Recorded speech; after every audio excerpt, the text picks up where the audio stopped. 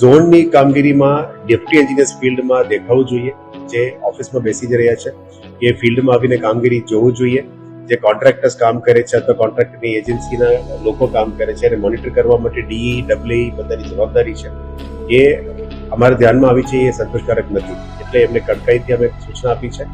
આવનારા દિવસોમાં ફિલ્ડ વિઝિટમાં પણ જઈશું. જે ફિલ્ડમાં ના દેખાય એના ઉપર પણ કાર્યવાહી કરવામાં આવશે.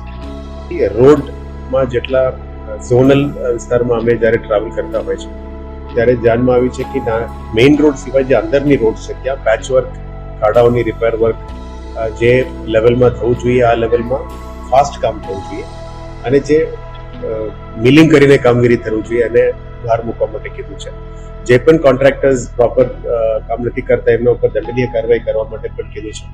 જે અગાઉ જુલાઈ મહિનામાં અમે લગભગ 40 લાખની આજુબાજુ દંડ લીધા હતા અલગ અલગ કોન્ટ્રાક્ટર્સથી. આવનારા દિવસોમાં પણ કામગીરી સંતોષકારક ના હોય અમે અલગ અલગ લોકોથી દંડ લેવાની પ્રક્રિયા શરૂ કરીશું.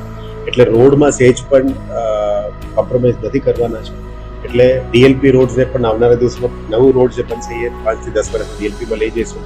એટલે પછી ત્રીજો જે વોટર વર્ક્સ અને ડ્રેનેજ ડિપાર્ટમેન્ટમાં જે પણ રોડ ખોદી નાખે છે અને જે સરખું કરીને જવું જોઈએ એ ખાલી રોડમાં બોર્ડ જોઈને નીકળી જાય છે, સમયસર બોર્ડ કાઢતા નથી, અને જે કોન્ટ્રાક્ટર એજન્સીના કોન્ટ્રાક્ટર ઉપર નિર્ભર રહીને ડીઈ મોનિટરિંગ નથી કરતા એના ઉપર પણ એક્શન લેવા માટે કીધું છે. ઝોનલ લેવલમાં એક્શન ના થાય તો પછી કમિશનર ઓફિસમાંથી પણ એક્શન લેવાનું આવનારા દિવસમાં શરૂઆત કરીશું.